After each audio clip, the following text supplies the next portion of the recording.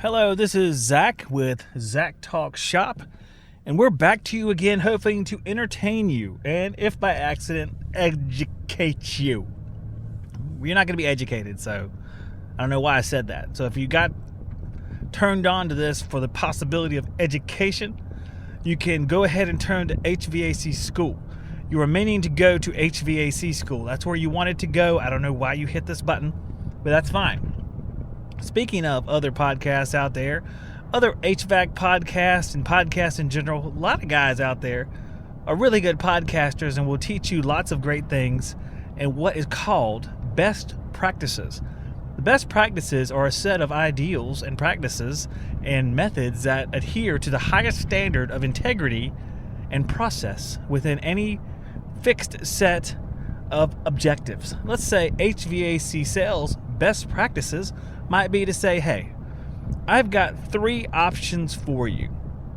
Option 1, which I like to call if we have to. If we have to, we have a Goodman unit.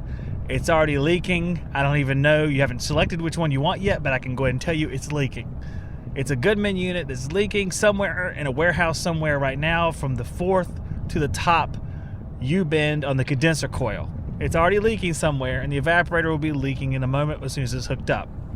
That is our number 3 option. That will cost you, with ductwork, $10,000. I'm sorry, I read that wrong. $15,000. Oh, you have 2 cars and the boat? It'll cost you $17,500. All right, so $17,500 for the Goodman unit, already leaking, but we can fix that. With Goodman units, it's a lot like whack-a-mole with leaks. You just keep whacking the leaks as they pop up. Hey, it's fine. You get a couple days of free heat in the summertime and a couple days of free cooling in the wintertime. So enjoy. It'll be great. You'll love it. Let's move up to option number 2. Option number 2 is Daikin. Daikin, it's not Goodman. It's not, no, I know what you're thinking. It looks like Goodman. It's a different color, though. So if things are a different color, then that means they have a different level of quality. So, yeah, I mean, it's indicated by the color. The paint is not actually what makes it higher quality, but it's an indicator of a different quality level. Yeah? Okay. So the Daikin there, that's going to be 18 sears. And sears, remember, the higher the sears are, the better it is. Think about Sears and Roebuck. It's a wonderful store, and the more of them there were, the happier people were. They could buy classic and better-made Craftsman tools. So, the higher the sears, the better. Okay? Daikin, better than Goodman. Different paint, different quality. All right, let's review. The Daikin will now be $22,000. Because that paint, they just don't give away that paint, okay? Don't cop an attitude. The paint costs something. We don't need to hear about this and that. All right. Level 1. Are you sitting down? Are you seated? Let me tell you what we can do at level 1. Now, I don't do this for everybody. I'm going to give you the ultimate options. The ultimate options are as follows. You get Tronier. It's a French unit, N-E, Tronier. You can have that unit. They make a plastic one that you're going to love. It's made out of, I realize it. For those of you, I'll take a break. For those of you who are yelling right now, it's not plastic. It's cool, all right? This is a joke, all right? So take it easy. Put your underwear back on, put the magazine down, and you'll be fine, okay? So this Tronier unit is level 1. Level 1, my friend, comes with 26 sears. 26 sears. It has a 536 stage compressor capable of adhering to any load from 1 BTU heat loss and gain all the way up to 48,000. 48,000 BTUs, or betas, as we like to call them here, because it sounds more jazzy. Got to get more betas. Now, this thing is just the ultimate. You will never be uncomfortable. No matter how long the ductwork is, no matter how bad or old it is, this machine will adapt and overcome and become maybe the single greatest thing that you've ever owned. It might even be better than your children. I'm not going to throw that out there with any confidence. I'm just saying it's possible, depending on how your kids act, that this thing will be better than your children. All right. Of course, this thing isn't given away either. You can't have the sort of child-beating comfort for nothing. To review, your Goodman was $17,500. Nice boat again. That was a nice boat. Chris Craft, right? This is really nice. The Daikin was something like $20,000 and something. I don't really recall what I said at this point. Now, those are great for regular people. But this last one, this one's just for you. This is the one that I hope you choose. We got to give you 3. The guy in the office says give them 3. I'm going to give you this one. This is the one right here. This is the one you can take to the bank. Okay, it costs you, and I can't even believe they're doing it this low. I'm going to tell you this. I've never seen it this low before. $38,000 is all you have to pay for this unit. $38,000. And let me tell you something. This thing's worth is exponential. We can't even quantify it. Me personally, I couldn't quantify how much this thing is worth. It would be impossible for me to tell you. $38,000 is a bargain. But you don't even have to pay for that in a lump sum. A lot of people are like, we don't have that money lying around. We didn't know. The machine just broke all of a sudden. We understand that. We want to get you this deal in any way, shape, or form. So we're going to give you 0% financing, which is really 0%, okay? Don't research that. Don't ask any questions. Don't Google, how can you do 0% financing and make money? We don't need you doing that. We can get you $38,000. We can break it up into 36 payments over 3 years, and you'll just be paying a small fragment, less than you pay for your Chris Craft per month. I think this is a slam dunk right here, and I hope that you sign the dotted line. And what I'm going to do is I'm going to refer back to the beginning of this little get-together where I asked you if you were satisfied. Do you think we can make a deal today? I know I saw it on your face that you're satisfied. So can you make that deal today? If not, I've got to ask, why did you lie to me earlier? Oh, you will make the deal. Right. No one wants to feel like a liar. Thanks for signing on the dotted line, and I will take that commission to the bank. That was way longer than I thought it was going to be, but I felt like once I started, I had to keep going. And I think it was very enjoyable and cathartic for me to say that. I hope you guys enjoyed that too. That was a best practice sales presentation. Now, any of you who are uproariously angry because you think I'm making fun of your sales, or, well, you're right. Okay, I'm making fun of your sales. If that's what you sound like, that's what I'm making fun of. And I'm sorry. I'm sorry. I still love you. I hope you love me. I hope everybody's going to be all right. And I'll catch you after the break. If you run a home service business like painting, contracting, lawn care, or cleaning, your to-do list is endless. From hiring staff to mountains of paperwork, not to mention doing the actual work that pays the bills. Jobber is a mobile and online app that helps you organize your business and look professional. With Jobber, you can quote jobs, schedule your crew, invoice, and get paid all in one place. Try it free today at getjobber.com/shoptalk. TreeTech Tools has a wide variety of great test equipment. It covers industrial emissions, cooling and heating service, building performance, and electrical testing. Those and so many more. TreeTechTools.com. Use the Shop Talk discount code to support this show and save 8% off at TreeTech Tools. Navac is a leader in battery-powered industrial HVAC automotive tools. They've released vacuum pumps, and now they have the break-free cordless power tube bender. The NTB7L runoff lithium batteries takes all the pain out of bending copper and makes it automated and carefree. You can find out more at navacglobal.com. Are you in search of gas? Well, that sounds like an odd question, but many heating technicians are, in fact, in search of gas. And you want to find it with this Yellow Jacket 69310 combustible gas leak detector. Safety first, find those leaks quickly. It has a fast response time, Quality product because it comes from Yellow Jacket. You can find out more at yellowjacket.com. So that whole song and dance I went into before the break, that was really about just kind of defining who I am. The reason why I crash and burn so great when I do business is because I don't really feel comfortable with a lot of the things you have to be comfortable with.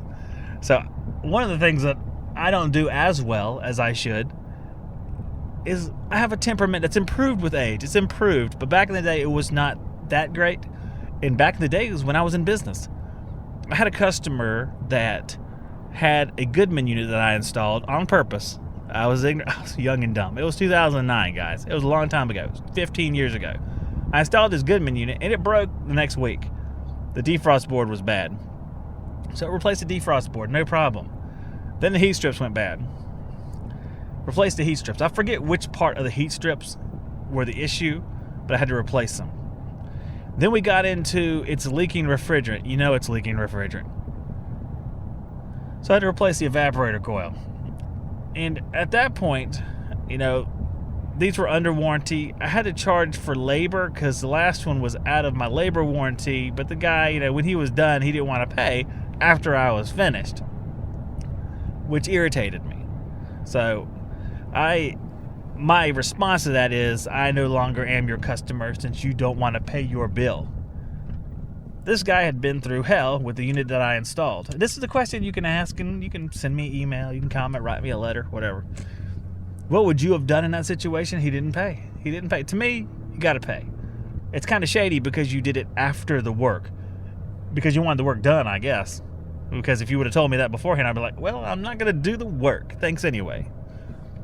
So he didn't pay me. I never got paid. Never went back to his house again, which dodged a bullet on that one. But I don't know. I don't know what I'm supposed to do in that situation. If I was a larger company, had all the money in the world, I could have probably gone, we understand, sir. We're going to take care of this for you. I can understand doing that. But I was a small company, and every little bit had the ability to hurt me if someone didn't pay. I still face that now as a podcast host. Podcast hosts, unfortunately, when you get sponsors and sponsors leave the show, sponsors like to tell you about 3 seconds before their bill is due that they're not doing it anymore, so you have no ability to prepare. I've had plenty of sponsors just say, well, we're done now, and they just leave you hanging, and I'm a small business, and it's like a kick in the buttocks. I'm not going to name who it is, but it never changes from business to business is the point. So I'm glad my temperament is better now, because I usually say, well, thanks for everything, take care, and all that stuff. But, back in the day, if someone didn't want to pay me, what I wanted to do was drive over to whoever it was. I'll do it in the dead of night. I don't care. Go over to their house. They didn't want to pay me. Hey, that's fine. That's good. I did some work, but that's fine. Okay. Drive over to their house, go up to their disconnect, take the disconnect plug out, and just chuck it in a river. Oh no, what happened? Just a little inconvenience. They can figure that one out. Next guy will get it. But I'm just saying, what happened to it? Or, do like some of the other companies. Just start cutting wires. Weed whacker must have got it. That's what I wanted to do, guys. I never did that. I'm just going to tell you guys, I would never do that, okay? I wouldn't do that to anybody. But I wanted to real bad. And in the moment, you feel justified. That's where people get dangerous. When they have a bad, evil plan and they feel justified because they've been wronged. That's what I felt like. I felt wronged, bro. And I was about ready to take it out on somebody. But in the end, what are you going to do? You can put a lien on their property. But if it's like just a few $100, you're going to end up wasting your time. Because the effort it takes to do stuff isn't worth the money that you're trying to get. So as a small business, they get taken advantage of real easy. That's why when they say the customer is always right, I'm like, okay, sure, you're right. The customer is not always right. In fact, sometimes the customer is a big D-bag, and I don't want to be around them. And that's what I got to tell you. And that's how I would deal with it. I don't know what you guys would do, but sometimes I didn't do things by the book. I got a comment here that says, why do reversing valves go bad or leak so much? Reversing valves, what they do is they force refrigerant through different pathways by shifting back and forth, and they shift back and forth. There's a big valve body and there's a slide inside, let's call it a slide, that basically routes refrigerant in one of two different ways as it slides back and forth. And the way it slides back and forth is there's a pilot valve on top. Little tubes go into the pilot valve, into the main valve, and it causes it to shift back and forth whenever the solenoid on the pilot valve is energized. So there's a lot of parts there to go wrong. You have a solenoid. You don't usually see the solenoid go bad. It is possible, but it's not really, really common. It's more likely if you have an electrical problem that the wires going to the solenoid are rotted out or something like that. That's what I've seen. They're disconnected where it won't energize. Or the solenoid could be loose because it's usually just seated and screwed on in place. So sometimes it can be loose, but I won't say I've never seen it, but it was really rare to see a solenoid go bad on those particular valves. It's more likely that you have blockages in the little tubes, or the little tubes break off the valve body. I've seen that a few times, and that's quite the show because your refrigerant is gone in a hurry. There were reversing valves that got stuck constantly back in the day, about 15 years ago, and they were just the wrong size valve is how it was told to me. There was a lot of valves that got stuck. You could tap them with a hammer and they would shift. Sometimes you could add lubricant in there. They'd say, it's like their solution for everything. Just put AC Renew in it. It was basically the AC Renew that came before the Copeland rust inhibitor. They would say, put stuff in there, Subco 88. I put some Subco 88 in there. It didn't do nothing, and it stinks. It smells like butt. So Subco 88, it might work on some things, and I believe it does, but it also smells like butt, and that's bad because butt smells bad. Hey, like that. There's some wisdom right there for you. Yeah, there's just a lot of stuff that goes wrong with reversing valves. They can break easily if they are installed improperly. If you install a new one, I mean, there's a lot of things that can go wrong there. Overheating the valve. Putting in a reversing valve is a pain in the buttocks, and it can be worse in different machines that have less access. But you have to solder in 3 pipes on one side and 1 pipe on the other side. I got to the point where if I had to replace a reversing valve on a lot of machines, I would completely disassemble the condenser, take the condenser coil off, do whatever I had to make it easier to reach, because it is just so difficult to get through a lot of them, and it's so easy just to ruin one after installing it. And I went through that. I went through installing a new one and it not working, and it was just a nightmare situation. It was raining, and I had a little umbrella above me, not the Subco umbrella, just a makeshift bullcrap umbrella, and it was just a nightmare situation. And it's better just to take your time, go slow, be methodical, and get it done than try to rush through something or do something very, very difficult. It's going to make you want to pull your hair out. Okay, last but not least, I have a post I put up on YouTube about a week and a half ago, and it says how. No, it does not say how. It says, have you ever said one? If so, which one did you say the most? These are little sayings that I recall. The first one was, this thing must have been built on a Friday. Second was, if he would have said that to me, I would have whooped his butt. The third one, this ain't no government job. Fourth one, I don't care what she said, ain't my baby. And the fifth one was, chicken to China, the Chinese chicken. Now, the first place, go ahead and think in your head, what was first place? Maybe you know already, maybe you voted. But the first place was, this thing must have been built on a Friday. What surprised me, not that, but second place was chicken to China, the Chinese chicken. And people were like, what is that? Well, I think that was the Bare Naked Ladies. Chicken to China, the Chinese chicken. Take a drumstick and your brain stop ticking. Watch the next file with the lights on. Okay, well, I could do that all day, guys. But instead, I'm just going to say thank you so much for listening to this podcast. I hope to see you on the next one. Or I won't see you, but maybe you'll hear me. And God bless every one of you. Have a good week.